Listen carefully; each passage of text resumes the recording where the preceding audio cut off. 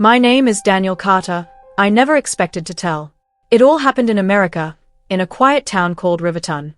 The town was small, the kind of place where everyone knew each other and nothing seemed to change very often. Our family house stood on Maple Street, a two-story brick home with a wide wooden porch and tall oak trees in the yard. My parents had bought the house many years ago when we first moved from Europe, and they always said it was the place where our family truly began. Growing up, the house was always full of laughter, loud conversations, and the smell of my mother's cooking drifting through the halls. After my parents, Margaret and Edward Carter, passed away a few years ago, things slowly began to change. The house still looked the same on the outside, but inside the feeling was different. My older brother, Thomas Carter, started acting like he was in charge of everything. His wife, Linda, followed him around the house as if it already belonged to them. My younger sister Clara tried to stay out of arguments and mostly kept to herself. I had spent most of the past few years traveling between cities in America and Europe for work, so I wasn't around as much as the others. Because of that, they often acted like I didn't really matter anymore. That year we gathered again for Thanksgiving dinner at the old house on Maple Street. The dining room looked just like it always had, a long wooden table, warm yellow lights above us, and my mother's old plates neatly placed for everyone. The table was full of food: roasted turkey, mashed potatoes, sweet corn, bread, and pumpkin pie. Around the table sat my brother Thomas and Linda, my sister Clara, my Aunt Helen, my cousin Robert, and a few other relatives who had come to celebrate the holiday. Everyone talked loudly and laughed, but something about the room felt strange to me. People kept exchanging looks, almost like they were waiting for the right moment. I sat quietly at the end of the table, listening and watching. After dinner plates were pushed aside and glasses were refilled, Thomas slowly stood up from his chair. Linda stood up beside him and placed her hand on his arm, smiling in a way that made my stomach tighten. Thomas cleared his throat and looked around the room before his eyes finally stopped on me. "Everyone," he said confidently, "we have something important to announce." The room became completely silent. Then he looked directly at me and said, "We voted, and you're not family anymore." A second later, people around the table began clapping and cheering. I felt every eye turn toward me, but instead of getting angry, I laughed softly and slowly reached for my bag under the chair. For a moment after the cheering started, I simply sat there and watched everyone around the table. The sound of clapping echoed strangely in the dining room where I had spent so many holidays as a child. My Aunt Helen smiled nervously. My cousin Robert looked confused but still clapped along with the others, and my brother Thomas stood proudly like he had just won some kind of victory. His wife Linda looked even happier. She folded her arms and stared at me as if she had been waiting years for that moment. I slowly leaned back in my chair and let out a quiet laugh. It wasn't a loud laugh or an angry one. It was the kind of laugh that comes when something finally makes sense. Thomas frowned when he heard it. He probably expected me to argue or shout. Instead, I reached down beside my chair and picked up the black leather bag I had brought with me. "Well," I said calmly, "if that's the decision everyone voted for, I guess you won't be needing this." I pulled out a thick brown folder and placed it carefully in the center of the table. The sound of the folder touching the wood seemed louder than it should have been. For a moment, no one moved. Everyone stared at it like it was something dangerous. Linda was the first to reach for it. "What is this supposed to be?" she asked with a small laugh. "Just open it," I said quietly. She flipped the folder open without hesitation. At first, her expression didn't change. She glanced at the first page quickly, clearly expecting something meaningless. But then her eyes moved slower across the lines of text. Her smile disappeared. "What is this?" she whispered. The room became silent again. Thomas leaned over her shoulder. "Let me see that."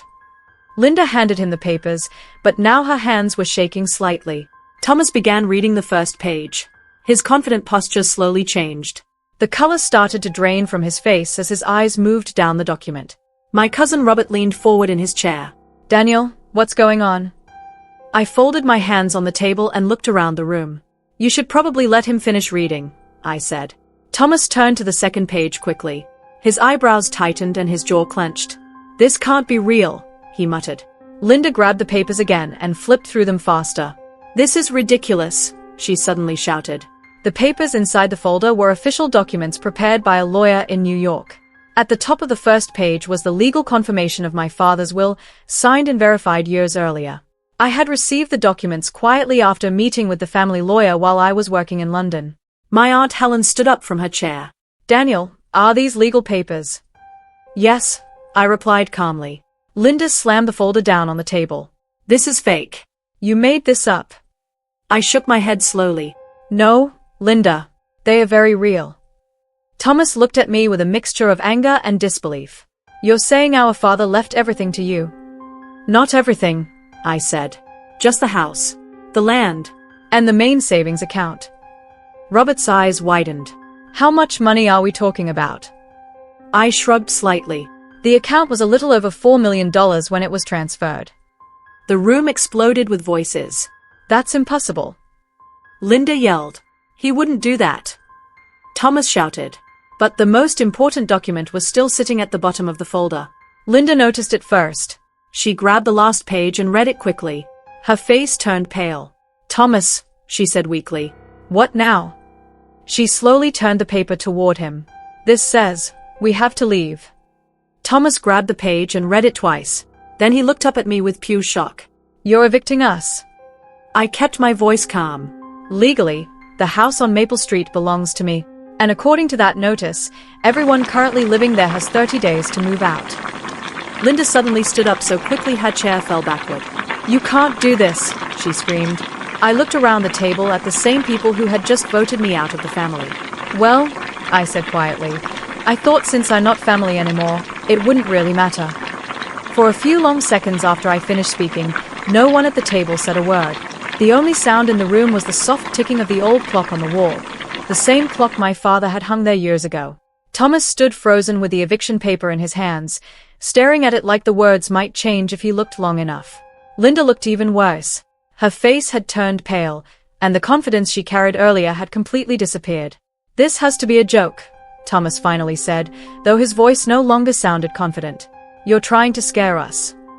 I leaned forward slightly and rested my arms on the table. If you think it's a joke, I said calmly, you can call the lawyer whose name is printed at the bottom of the page.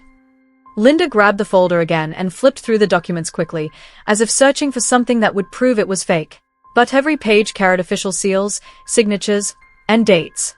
The will had been signed years before my father passed away. My Aunt Helen slowly sat back down in her chair. Daniel, why would your father do this?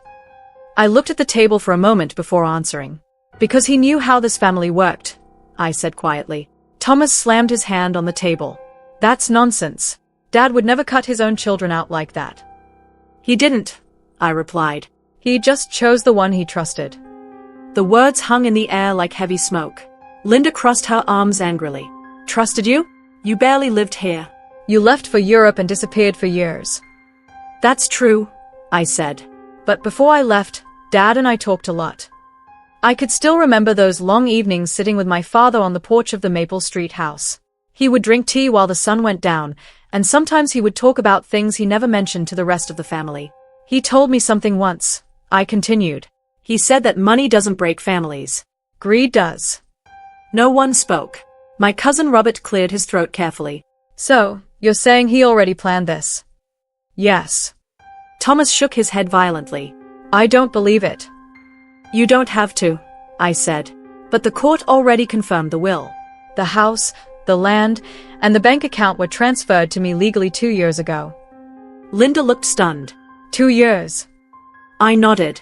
That's when the lawyer contacted me in London. I flew to New York, signed the documents, and finalized everything. Robert leaned back in his chair slowly. Wait, if you already owned the house for 2 years, why didn't you say anything? I gave a small smile. Because I wanted to see something first. See what? Clara asked quietly from the other side of the table. I looked around the room at everyone. I wanted to see who in this family actually cared about me.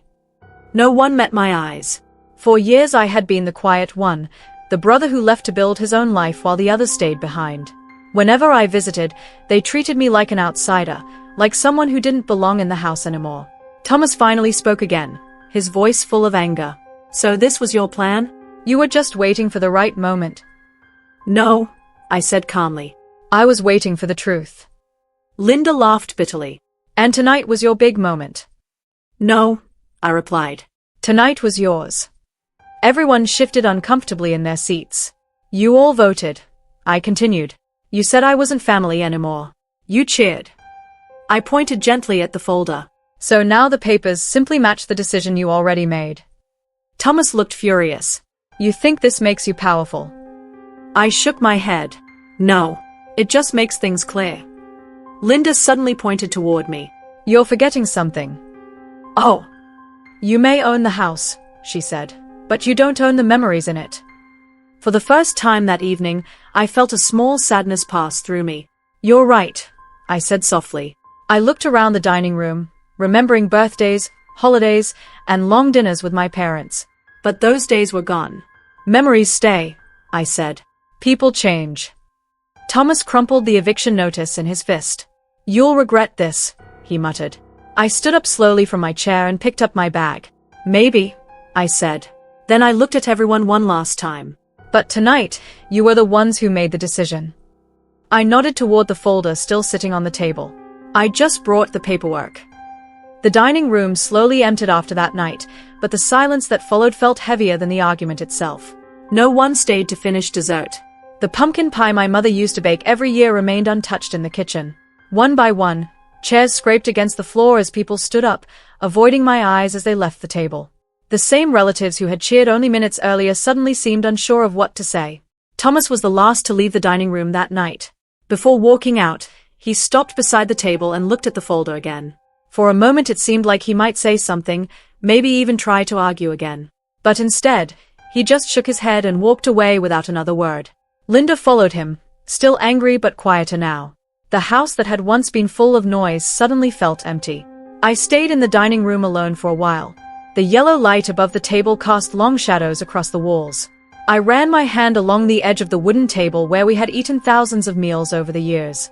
For a moment, I remembered my parents sitting there, laughing, telling stories, and reminding us that family was supposed to be something stronger than pride or money. But people change. The next few days were strange. News travels quickly in a small town like Riverton, and by the end of the week everyone seemed to know that the Carter house on Maple Street had a new owner. Some neighbors were surprised, others simply nodded as if they had expected something like this to happen one day. Inside the house, things were tense. Thomas and Linda stayed mostly upstairs, packing boxes and making phone calls. I rarely saw them, but when I did, they barely looked at me. The cheerful confidence they had shown at the Thanksgiving table had disappeared completely. Clara was the only one who still spoke to me normally. One afternoon she found me sitting on the front porch, looking out at the quiet street. So it's really happening, she said as she sat down beside me. Yes, I replied. She watched a moving truck parked across the street where someone else was unloading furniture. Thomas is talking to lawyers, she said carefully. I expected that, I answered. And they all told him the same thing, I said calmly. The will is valid. Clara sighed softly and looked at the old oak tree in the yard. Dad always loved this house. I know. Are you going to keep it? I didn't answer right away. The truth was that I had already made my decision days earlier. No, I said finally. Clara looked surprised. You're selling it? Yes. Why? I looked at the house for a moment. The red bricks, the white windows, the porch where my father used to sit every evening. It held many good memories, but it also carried the weight of everything that had happened. Because sometimes a place belongs to the past, I said quietly. 2 weeks later, Thomas and Linda moved out. They didn't say goodbye. The moving truck arrived early in the morning, and by the afternoon the rooms upstairs were empty. The house felt larger without them, but also strangely peaceful. Soon after that, the sale of the property was finalized. A family from another city bought the house for just over $6,200,000. They seemed excited about starting a new life there, the same way my parents once had. On my final evening in Riverton, I stood alone on the front porch one last time. The autumn air was cool, and the street was quiet. Leaves drifted slowly across the yard as the sun disappeared behind the trees. Clara came to see me before I left. So where are you going now? She asked. I picked up my travel bag and smiled slightly. Back to Europe for a while, I said. She laughed softly. You always did like leaving quietly. I stepped off the porch and walked toward the street. Quiet doesn't mean weak, I said. As I drove away from Maple Street for the last time, I thought about that Thanksgiving dinner again, the cheers, the vote, and the moment my own family decided I didn't belong. In the end, they were right about one thing. I wasn't part of that family anymore. And somehow, that turned out to be the best thing that could have happened.